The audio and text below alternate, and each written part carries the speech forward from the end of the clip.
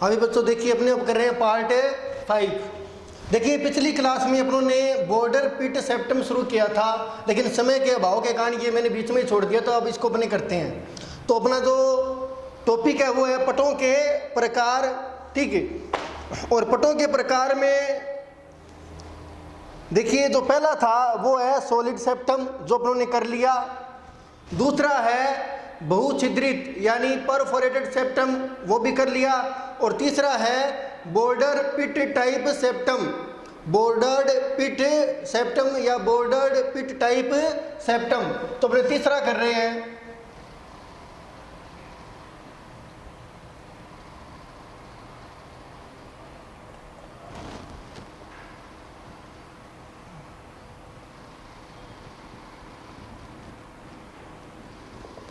Bordered पिट type septum. देखिए इसमें जो छिद्र होता है, छिद्र पट के द्विविभाजित किनारों द्वारा आच्छादित होता है। पट के द्विविभाजित किनारों द्वारा आच्छादित रहता है या होता है, ठीक। तो देखिए बॉर्डर पिट टाइप सेप्टम अपने कर रहे हैं, 3 नंबर है। इसमें छिद्र पट के द्विविभाजित किनारों द्वारा आच्छादित होता है। आच्छादित मतलब कवर्ड। देखिए ये डायग्राम हो गया बॉर्डर पिट सेप्टम का, ठीक। और ये अपना पट है। देखिए यहाँ पर पट के द्विविभाजित किनारे, ये जो पट है ना, ये आगे जाकर विभाजित हो रहा है इस प्रकार से, द्विविभाजित यानी 2 भागों में किनारे विभाजित हो गए हैं, ठीक। जैसे एक ये भाग, ये दूसरा ये, एक तो ये इस प्रकार से, मतलब ये पट है इस प्रकार, इधर ये और इधर ये, ठीक।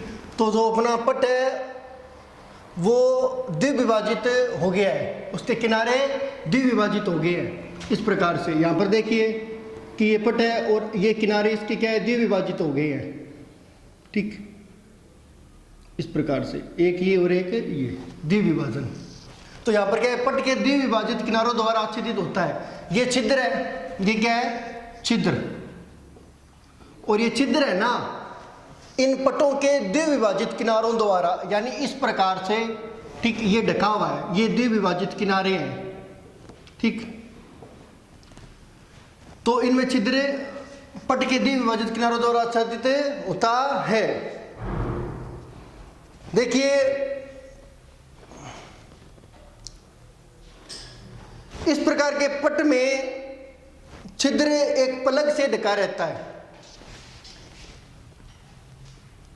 इस प्रकार के पट में छिद्र एक प्लग से ढका रहता है। इस प्रकार के पट में छिद्र एक प्लग से ढका रहता है। ये वो प्लग है, अभी ये है प्लग, ये क्या है, प्लग, ठीक। और ये प्लग जो है ना, ठीक, इस छिद्र को नियंत्रित करता है, यानी इस प्लग के द्वारा ही जो पदार्थों का आवागमन है ना, एक कोशिका से दूसरी कोशिका में वो नियंत्रित होता है। तो ये हो गया अपना बॉर्डर पिट टाइप सेप्टम, ठीक। अब इस प्रकार का पट मिलता है म्यूकर में, ठीक। इस प्रकार का पट मिलता है म्यूकर में, या जो ट्राइकोमाइसिटीज वर्ग के सदस्य है, ट्राइकोमाइसिटीज,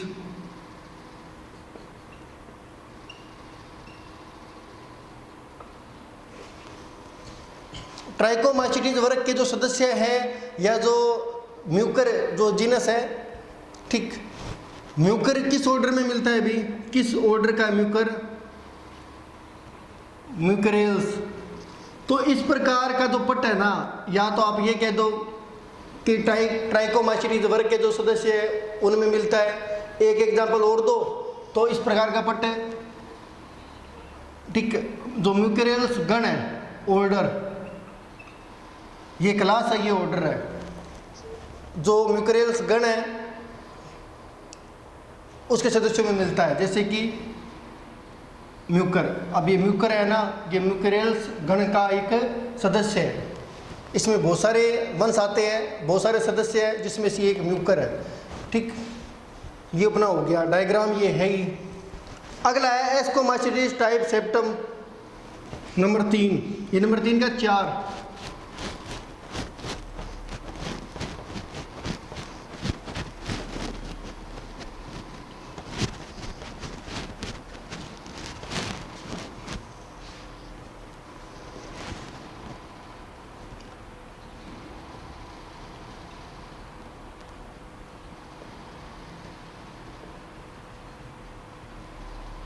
एस्कोमाइसीटीज टाइप सेप्टम। देखिए इस प्रकार के पट्ट में एक बड़ा केंद्रीय छिद्र होता है। इस प्रकार के पट्ट में एक बड़ा केंद्रीय छिद्र होता है, सेंट्रल केंद्रीय छिद्र होता है। ठीक, इस प्रकार के पट्ट में एक बड़ा केंद्रीय छिद्र होता है, ये रहा केंद्रीय छिद्र। ठीक, और ये काफी बड़ा है। अब देखिए इस प्रकार का पट्ट, जैसे नाम से ही है कि जो एस्कोमाइसीटीज वर्ग है ना, एस्कोमाइसीटीज वर्ग, एस्कोमाइसीटीज वर्ग के सदस्यों में, एस्कोमाइसीटीज वर्ग के सदस्यों में इस प्रकार का पट्ट मिलता है। जैसे कि पेनिसिलियम हो गया एस्कोमाइसीटीज वर्ग का सदस्य। ठीक, तो एस्कोमाइसीटीज वर्ग के जो सदस्य है जैसे कि पेनिसिलियम, ठीक, इनमें इस प्रकार का पट्ट मिलता है। ठीक, अगला है नंबर 5, एस्कोमाइसीटीज टाइप सेप्टम का डायग्राम ये रहा। ठीक, नंबर 5 है डोलीपोर सेप्टम, डोल छिद्री पट्ट।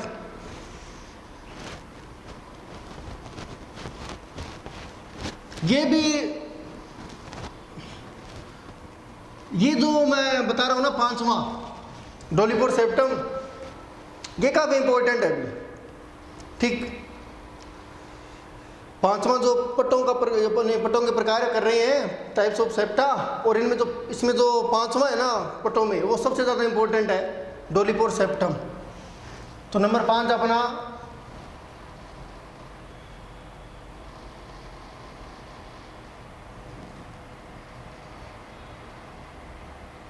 डोलीपोर सेप्टम,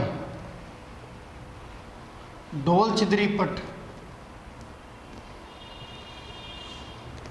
डोल छिद्री पट्ट। और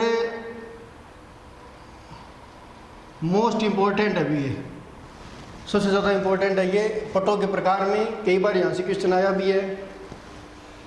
देखिए यह विशिष्ट प्रकार का पट्ट, भी विशिष्ट प्रकार का पट्ट है जो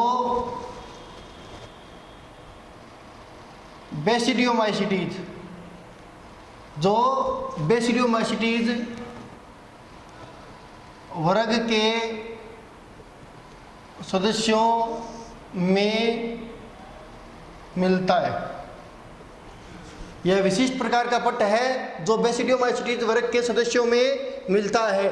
जैसे कि पक्सीनिया है, पक्सीनिया बेसिडियोमाइसीटीज वर्ग का एक सदस्य है। ठीक, इनमें क्या होता है, केंद्रीय छिद्र के चारों ओर ढोलकाकार संतुलन पाया जाता है। इस प्रकार के पट्ट में क्या होता है, इस प्रकार के पट्ट में केंद्रीय छिद्र के चारों ओर, ये केंद्रीय छिद्र हो गया अपना, ये है केंद्रीय छिद्र, और इसके चारों ओर यानी ये ढोलकाकार स्तूलन है भी। क्या है? ढोलकाकार स्तूलन, ढोलक के जैसा स्तूलन, जैसे ढोलक की शेप होती है उस प्रकार से स्तूलन है। स्तूलन का मतलब किसी पदार्थ का जमाव, निक्षेपण। इस प्रकार के पट में केंद्रीय छिद्र के चारों ओर ढोलकाकार स्तूलन पाया जाता है। यानी जो केंद्रीय छिद्र है ना, वो ढोलकाकार स्तूलन द्वारा ढका हुआ होता है। स्तूलन का मतलब है किसी रासायनिक पदार्थ का जमाव, डिपोजिशन। ठीक, डिपोजिशन वैसे हिंदी में निक्षेपण भी कहते हैं, निक्षेपण। ठीक, देखिए अब क्या होता है कि केंद्रीय छिद्र के चारों ओर अंतःप्रद्रवी जालिका, केंद्रीय छिद्र के चारों ओर, केंद्रीय छिद्र के चारों ओर अंतःप्रद्रवी जालिका यानी ER, एंडोप्लाज्मिक रेटिकुलम। केंद्रीय छिद्र के चारों ओर अंतःप्रद्रवी जालिका यानी एंडोप्लाज्मिक रेटिकुलम एक अर्धचंद्राकार टोपी बनाती है, एक अर्धचंद्राकार टोपी बनाती है भी, एक अर्धचंद्राकार टोपी बनाती है, एक अर्धचंद्राकार टोपी बनाती है, जिसे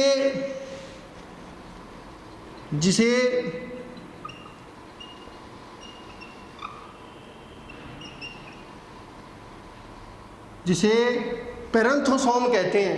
क्या कहते हैं? पेरेंथोसोम। द्वारा देखिए ये विशिष्ट प्रकार का पट्ट है जो बेसिडियोमाइसीटीज वर्ग के सदस्यों में मिलता है। इस प्रकार के पट्ट में केंद्रीय छिद्र के चारों ओर ढोलकाकार स्तूलन पाया जाता है। स्तूलन का मतलब जमाव, निक्षेपण, डिपोजिशन। केंद्रीय छिद्र के चारों ओर यानी ये केंद्रीय छिद्र हो गया। ठीक, एक अर्धचंद्राकार टोपी केंद्रीय छिद्र के चारों ओर ER, एंडोप्लाज्मिक रेटिकुलम। ठीक, ये केंद्रीय छिद्र हो गया। इसके चारों ओर जो ER है, एंडोप्लाज्मिक रेटिकुलम, अंतःप्रद्रवी जालिका एक अर्धचंद्राकार टोपी बनाती है। ये आप देख रहे हो इस प्रकार में डॉट डॉट से दिखाई है, इस प्रकार है। ये एक अर्धचंद्राकार टोपी है और इस अर्धचंद्राकार टोपी का निर्माण कौन कर रहा है? Endoplasmic reticulum. और इस अर्धचंद्राकार टोपी को क्या कहते हैं अपने? पेरेंथोसोम। पेरेंथोसोम। ठीक, तो ये जो टर्म है ना पेरेंथोसोम, ये 2-3 बार आई हुई है एग्जाम में। ठीक, शॉर्ट क्वेश्चन में, शॉर्ट यानी जो छोटे क्वेश्चन होते हैं 1 नंबर के, 1.5 नंबर के। ठीक, ये आया हुआ है पेरेंथोसोम। तो ये बना हो गया डोलिपोर सेप्टम। इसी के साथ पटों के प्रकार भी अपने हो गए हैं। ठीक,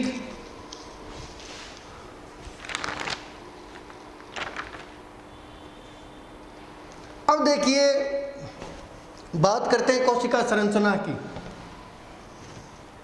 जो कवक कोशिका है उसकी संरचना, तो संरचना वही है जो आपने पहले पढ़ी है, जो यूकेरियोटिक कोशिका के बारे में आपने जो पढ़ा है ना। ठीक, 99.99% वही है। 1-2 चीज़ें थोड़ी अलग आ गई, 1-2 टर्म अलग आ गई, बाकी सेम है, कोई खास अंतर नहीं है।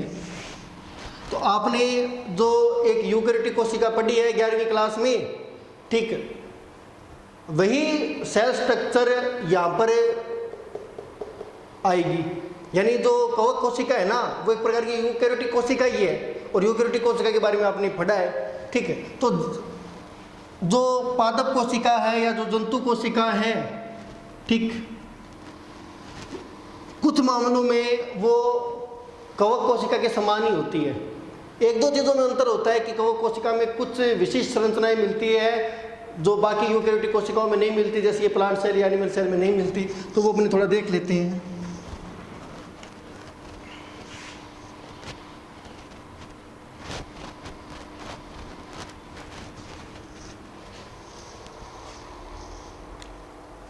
तो अपने लिखेंगे, अब देखेंगे अपने फंगस सेल स्ट्रक्चर, कवक कोशिका संरचना। जैसे कि मैंने आपको बताया कि जो कवक कोशिका होती है वो क्या एक प्रकार की यूकैरियोटिक सेल है। क्या है? यूकैरियोटिक सेल है। ठीक, इसका मतलब हो गया कि इनमें स्पष्ट केंद्रक पाया जाता है। झिल्ली युक्त कोशिकांग मिलते हैं, झिल्ली युक्त कोशिकांग मिलते हैं, झिल्ली युक्त कोशिकांग मिलते हैं, जैसे कि एंडोप्लाज्मिक रेटिकुलम, जैसे कि माइटोकॉन्ड्रिया, जैसे कि गोल्जी बॉडी, ये सब इसमें मिलते हैं भी। ठीक, अब देखिए यहां पर जो मेन अंतर है, मैं यहां पर ज्यादा आपको डिटेल नहीं बताऊंगा, नहीं इसका डायग्राम बनाऊंगा क्योंकि यहां से क्वेश्चन आता ही नहीं है। ठीक, जो कोशिका संरचना होती है कवकों की वो आती नहीं एग्जाम में ज्यादातर। ठीक, और कोई आएगा तो यहाँ से 1 नंबर का आएगा, और वो अगर आप सेल स्ट्रक्चर को 1-2 बार पढ़ लोगे तो ही समझ में आ जाएगा। बड़ा क्वेश्चन नहीं आएगा तो अपने डिटेल में या विद डायग्राम ये सब अपने नहीं करेंगे। डायग्राम आप सिर्फ इमेजिन कर सकते हो क्योंकि आपने यूकैरियोटिक कोशिका के बारे में पढ़ा है। मैं जो काम की बात है वही बता रहा हूँ। पहली बात कि जो कवक कोशिका होती है वो एक यूकैरियोटिक सेल है। ठीक, और यूकैरियोटिक सेल है मतलब इसमें स्पष्ट केंद्रक मिलता है, और कवक कोशिका में झिल्ली-युक्त कोशिकांग भी मिलते हैं, जैसे कि ईआर, माइटोकॉन्ड्रिया और गोल्जी बॉडी, ये सब मिलते हैं। हमारे अंदर भी यही मिलते हैं, प्लांट के अंदर भी यही मिलते हैं क्योंकि प्लांट और हम यूकैरियोटिक ही हैं।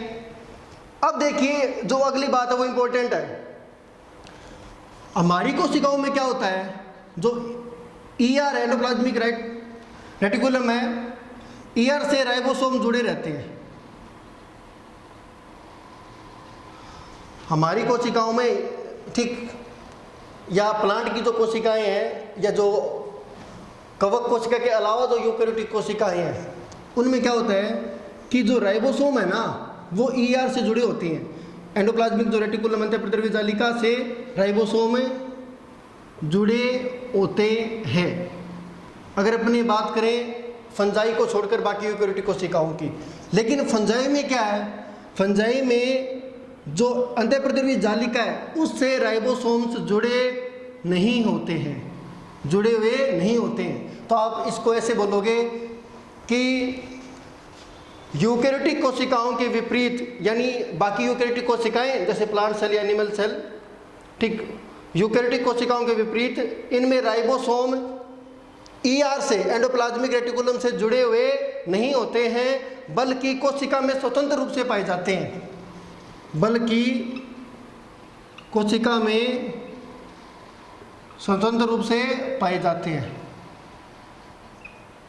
ठीक, यानी कवक कोशिका में जो राइबोसोम्स हैं वो ईआर से जुड़े हुए नहीं होते हैं, बल्कि कोशिका में स्वतंत्र रूप से पाए जाते हैं।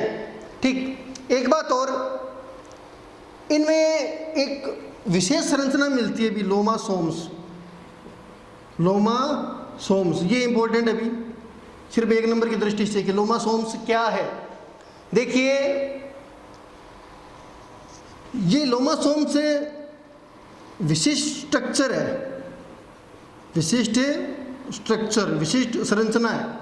ठीक, मैं एक हल्का सा डायग्राम बना रहा हूँ सिंपल सा।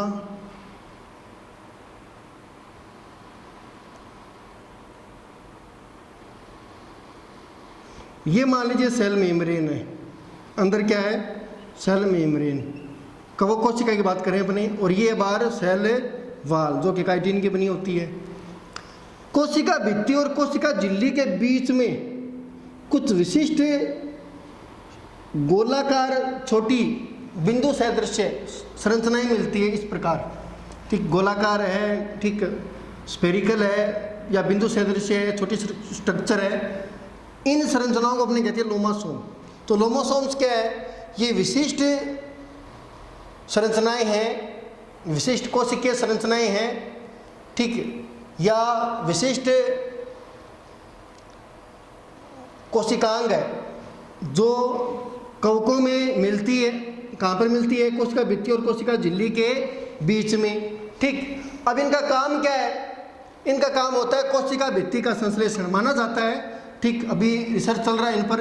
इनका काम क्या है, कोशिका भित्ति का संश्लेषण, सेल वाल फॉर्मेशन। ठीक, ये है। अब देखिए, जो कोशिका भित्ति होती है वो काइटिन की बनी होती है, और मैंने आपको बताया था काइटिन एन एसिटिल ग्लूकोसेमाइन का बहुलक है। तो यहाँ पर जो फंजाई है, कवक जो है, अगर अपने सेल स्ट्रक्चर की बात करें तो बाकी सब कुछ सेम है, यूकेरियोटिक कोशिका ही है, तो बाकी जो अपने यूकेरियोटिक कोशिका में पढ़ते हैं वही सब कुछ मिलेगा। एक दो चीज़ों में अंतर आ गया है, जैसे हमारे अंदर या बाकी यूकेरियोटिक कोशिकाओं में राइबोसोम ईआर से जुड़े हुए होते हैं, बल्कि कवकों में राइबोसोम्स ईआर से जुड़े हुए नहीं होते, स्वतंत्र रूप से पाए जाते हैं कोशिका में बिखरे हुए। दूसरे एक टर्म आ गई लोमासोम्स। बस इतना ही है, बाकी अपने करते हैं अगली क्लास में। ले अभी